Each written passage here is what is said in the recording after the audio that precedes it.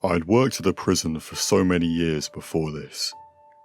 Whilst there may always be tales and stories of stupid and downright dangerous inmates, I never thought I'd actually see and experience something so revolting. Somehow, this incident was worse than the crime that got him in here.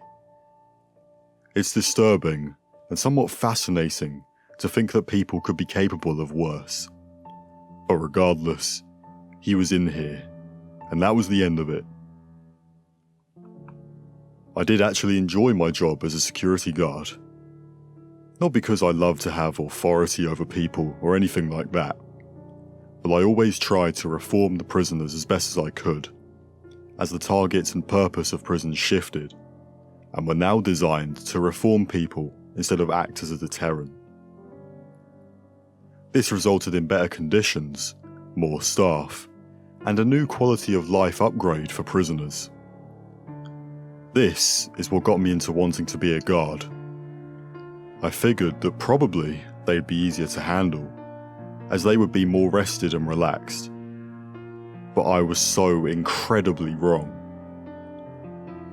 I knew that the people I'd be dealing with were violent, cruel, and devoid of remorse, but I figured, or maybe naively assumed, that they had potential to better themselves and try and get their life on track.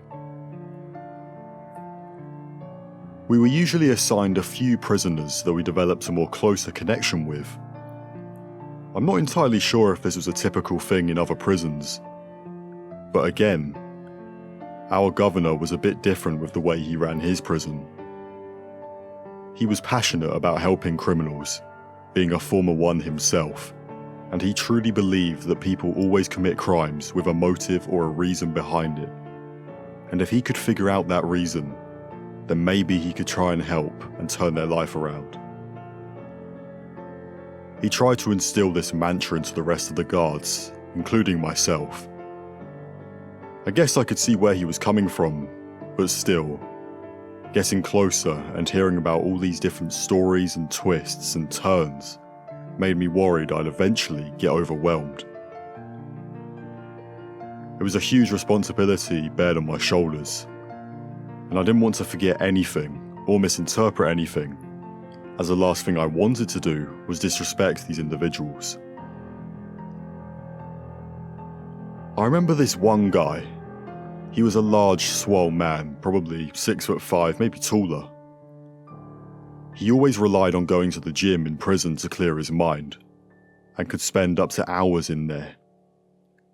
We practically had to drag him out of there every day, and he would always complain and ask for more time and more new equipment and everything like that you can possibly think of. I made sure to stand my ground every time, but not too much in all honesty. I'd heard what he was in jail for, and given his stature and overall demeanour, I didn't want to be combative with him. Therefore, whenever he went on one of his long rants, I just, as politely as I could, told him no, while still trying to agree. I said things like, "Yeah, I get that," and "It's out of my control, unfortunately." Luckily, this did the trick for a while, but I knew eventually that it might boil over, and if I ever caught him on a bad day, it could get ugly.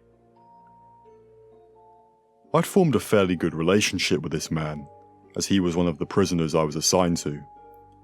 He never really showed any emotions, has quite traditional values, and yet still was content with confiding in me, and I was quite certain that he trusted me more than anyone else. This gave me more confidence in being a little more firm with this guy. Well, at least compared to my colleagues, who were always terrified of him, and he knew he could try and exploit them and manipulate them in any way he wanted. This one day, he woke up in an awful mood, but this didn't shock me. Some of these prisoners were very unstable, and their mood could fluctuate and change very quickly. This man was no different.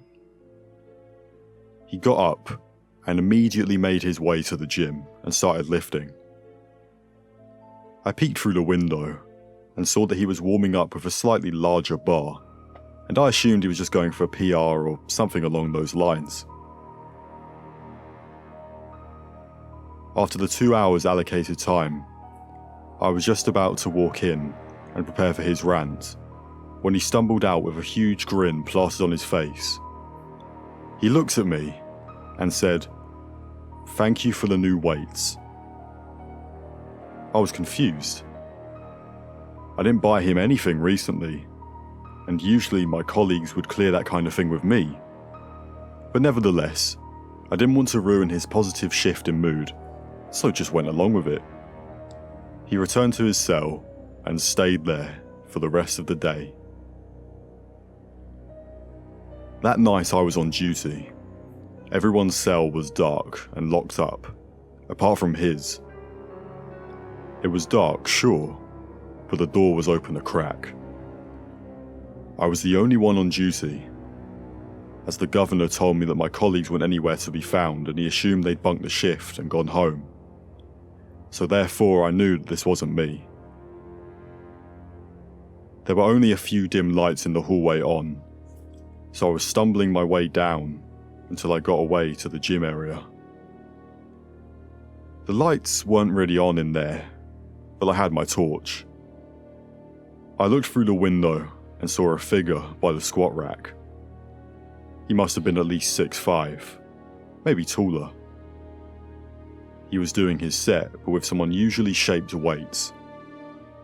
Stupidly, I shone my torch through the window and saw the man, squatting with the dead bodies of my colleagues spiked through the bar, 2 on each side. He obviously saw me, put the bar down, and mouthed the words, "Thank you for the weights." I was shocked. I locked the door to the gym and ran up to the office.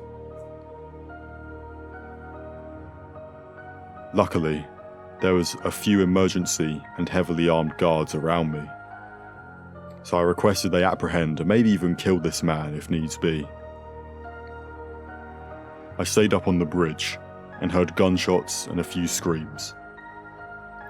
I came down a few minutes later to see the man struggling and bleeding, and they finally apprehended him. I quit my job soon after that. I couldn't get the image of my co-workers out of my head. I was in counselling for a while after that, and I'm not sure that I ever really recover. I'm not entirely sure what happened to that man, but I hope that justice was served in honour of the poor lives that he took that day.